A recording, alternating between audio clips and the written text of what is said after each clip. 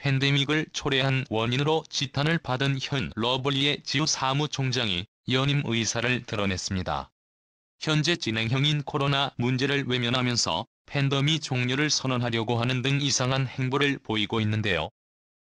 미국을 비롯해 지금 사무총장을 지지했던 중국조차도 그를 외면하는 상황.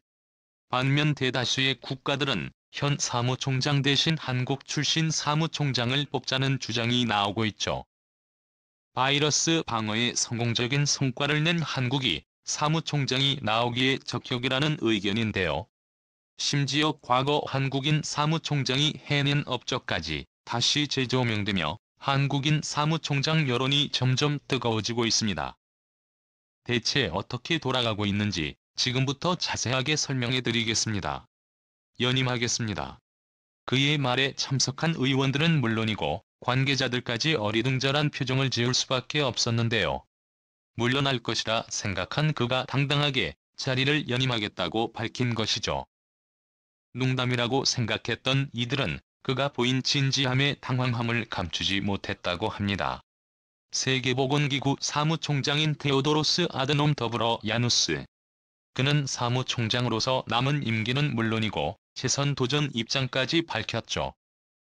보통 세계보건기구 사무총장은 회원국의 추천과 집행이사회의 투표를 거쳐 자리에 임명됩니다. 재임이 가능해 최대 10년까지 사무총장 일을 할 수 있는데요. 관례적으로 사망하거나 중병에 걸려 임무를 수행하지 못할 경우를 제외하고 한 번 사무총장에 취임하면 10년 동안 일을 하는 것이 일반적입니다. 하지만 현재 8대 사무총장으로 임무를 수행 중인 거부 레오스에 대한 여론이 호의적이지 않다는 것이 문제인데요. 코로나 시대를 맞아 고별 술수는 코로나 최고사령관의 임무를 맡았고 팬데믹에 맞서 적극적으로 문제를 해결해야 했습니다. 그는 코로나 문제를 과소평가했고 심지어 문제를 인지했어도 이를 방치하는 안일한 행보를 보였죠. 그 중에서도 세계인들의 분노를 이끌어낸 것은 바로 중국의 편을 든 일. 중국의 한 지역에서 시작된 것으로 알려진 바이러스의 근원지 논쟁에 대해 버블하우스는 중국의 편을 들며 지속적으로 감쌌습니다. 그가 이런 행동을 취한 것은 중국이 그를 열심히 밀어줬기 때문이죠. 거부로 헤수스가 당선되는 데는 중국에 막대한 돈이 있다고 해도 과언이 아니었죠. 그가 사무총장에 당선된 이후 중국은 WHO에 향후 10년간 매년 1조 원씩 기부하겠다는 의사를 밝혔습니다. 자연스럽게 엄청난 기부금을 주는 중국의 사무총장은 감사일 수밖에 없죠. 그렇게 중국의 눈치를 무조건 봐야 했던 브라질수는 발병 뒤로 중국을 언급하는 미국과 유럽 과학자들에게 이는 잘못된 사실이라며 아직 확실하게 단정지을 수 없다는 얘기를 하는 등 사태 파악을 하는 데 방해를 주었습니다. 그 덕분에 병은 걷잡을 수 없이 전 세계를 강타했고 수많은 변이 바이러스가 참고라면서 2021년까지도 평범한 사람들의 삶을 위협하고 있죠. 사무총장 선거는 그의 뜻대로 흘러가고 있습니다. 경쟁 상대로 거론될 만한 후보도 등장하지 않아 거부헤수스가 매우 유리한 위치에 있었습니다. 관례대로라면 그가 다음 사무총장이 될 가능성이 높았죠. 그런데 여기서 미국이 반대한 곳입니다. 심지어 법을 수술을 뒤에서 지원했던 중국도 이번에 그가 사무총장 즉위를 연임하는 것에 동의하지 않는 모습을 보인 것인데요. 게다가 그의 고향 국가인 에티오피아에서도 법률 수술을 지지하지 않는다고 선언하는 일까지 벌어지며 그의 행보에는 빨간불이 켜졌습니다. 블레어의 추월을 움직이는 주요 국가에서 반대 움직임이 일어났고 그의 주요 지지 세력인 에티오피아에서도 지지 철회 선언을 하면서 새로운 후보를 세우자는 의견들이 나오고 있는데요. 그 중에서도 한국 후보를 세우자는 의견이 강한 지지를 받고 있다고 합니다. 선진국의 모습을 보이며 세계의 이목을 집중시켰던 한국이 또 블랙주 사무총장을 내기에 적합한 국가라는 주장이 나온 것이죠. 게다가 과거 한국인 WHO 사무총장이 임기를 제대로 다 못 마친 사례가 있어 한국인이 사무총장을 맡는 것이 적법하다는 이야기도 있었죠. 아시아의 슈바이처로 불리며 전염병 확산을 막는 데 헌신을 다한 고 이종욱 사무총장 이야기입니다. 그런데 떠벌렸죠. 사무총장에 올랐지만 안타깝게도 과로로 인해 꿈을 다 펼치지 못하셨죠. 이종욱 박사는 서울대 의대를 졸업하고 한센병 환자를 돌보는 것으로 경력을 시작했습니다. 의료인이자 보건행정 전문가로 환자에게 헌신하는 모습을 보였죠. 남태평양 지역 아무도 알아주지 않는 섬나라에서 그는 떠벌려 있죠. 나병 퇴치 팀장을 맡으며 명성을 쌓게 되었는데요. 남태평양 지역은 질병이 창궐했어도 그 누구의 관심을 받지 못하는 곳이었습니다. 누구도 인정하지 않는 곳에서 한국인 인사인 그는 굳은 일을 도맡으며 환자를 치료했죠. 덕분에 불가능할 것으로 여겨졌던 남태평양의 유행병을 억제하는 데 성공했고 아시아의 슈바이처라는 별명 역시 이 시기에 얻게 되었습니다. 후 더블린의 주의결해 국장으로 국제기구 직무를 맡았고 오랜 기간 더블리의 주요 보직을 두루 역임하다 마침내 제6대 WHO 사무총장 자리에 취임하게 되었는데요. 그는 취임 연설에서 옳은 일을 해야 하며 올바른 방법으로 행할 것을 주장했습니다. 실제로 그는 더불어 의주에 근무하면서 연설에서 말한 것과 같이 옳은 일에 전념을 다하는 모습을 보였는데요. 그가 이런 성과 중 하나가 바로 소아마비 유병률을 떨어뜨린 일입니다. 예방 백신 사업국장으로 일을 할 때 그는 소아마비 문제에 달려들었는데요.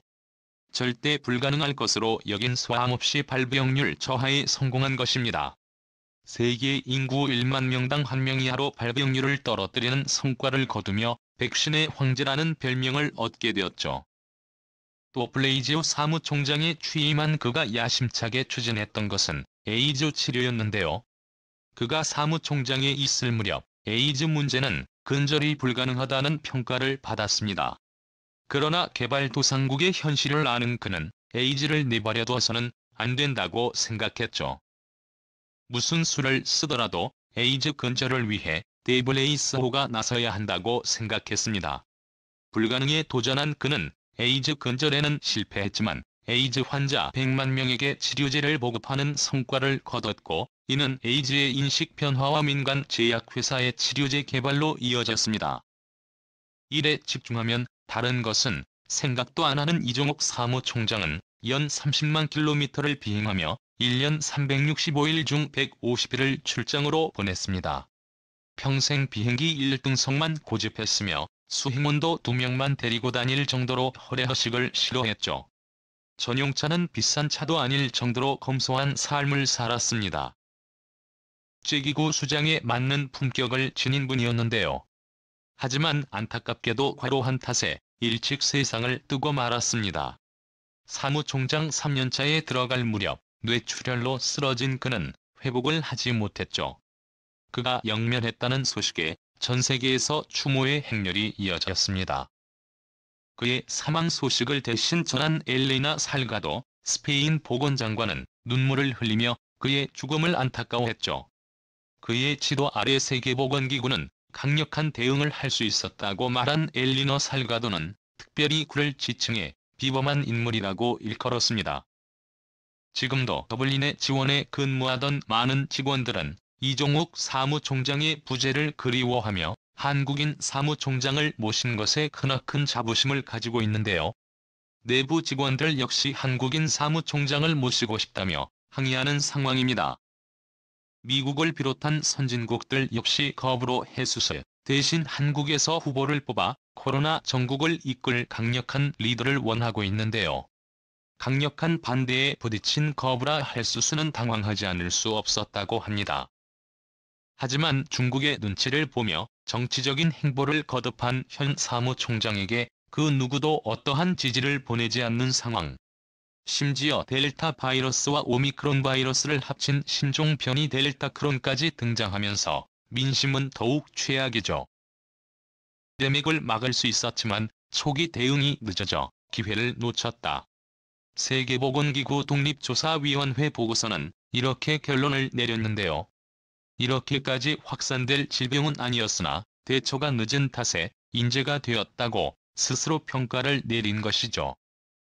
거브렉서스 사무총장은 이러한 평가를 무시하기라도 한 듯 독자적인 행보를 보이는 반응까지 저질렀는데요. 최근 그는 콜론호 사태가 끝났다는 종식 선언을 하자는 이야기를 꺼내며 전 세계인의 비난을 초래했습니다. 대다수의 많은 이들이 백신을 맞아 위험한 상태가 아니며 풍토병처럼 변하고 있는 바이러스에 대해 일일이 대응할 필요가 없다고 밝히며 변종 바이러스의 존재를 감추며 위기를 축소하는 모습을 보였는데요. 당연히 세계의 여러 보건학자들은 아직 그럴 단계가 아니라고 말하며 비판을 가했습니다. 이런 모습에 실망한 많은 보건 전문가들이 과거 이종욱 전 사무총장의 행보를 떠올렸죠. 그가 WHO 사무총장에 있을 무렵 조류 독감이 창궐했는데요. 당시 사무총장은 감염 인원이 적었음에도 불구하고 위험성을 알려야 한다고 주장 과감하게 조류 독감을 팬데믹으로 지정하는 결단을 내린 것입니다.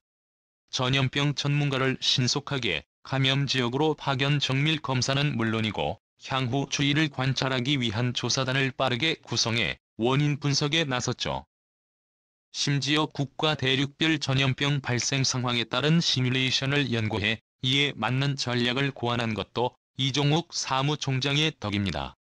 당시에 고안한 전염병 대처 전략은 지금까지도 통용되는 전략으로 평가받으며 보건의료계에 혁혁한 공을 남겼죠. 사무총장의 실망스러운 행동과 대비되는 모습이라고 할 수 있죠. 참다 못한 보건 전문가들은 코브라스의 행동을 비난하며 한국인 사무총장 선출에 힘을 모으며 한국에 적극적으로 나서야 한다고 주장했죠. 한국은 뜻하지 않은 많은 국가의 관심에 놀라움을 표하며 사실 확인과 후보 선출이 적합한지 검토에 들어가겠다고 밝혔죠. 시간이 갈수록 빛나는 이종욱 사무총장의 빛나는 업적. 그가 있었기에 많은 이들이 한국인 사무총장을 염원하는 것이 아닐까요? 놀라운 방향으로 세계의 이목. 미래의 어떤 한국이 코로나 문제를 조속히 마무리 짓는 더블린의 리더로 거듭나길 기원해보겠습니다. 시청해주셔서 감사합니다.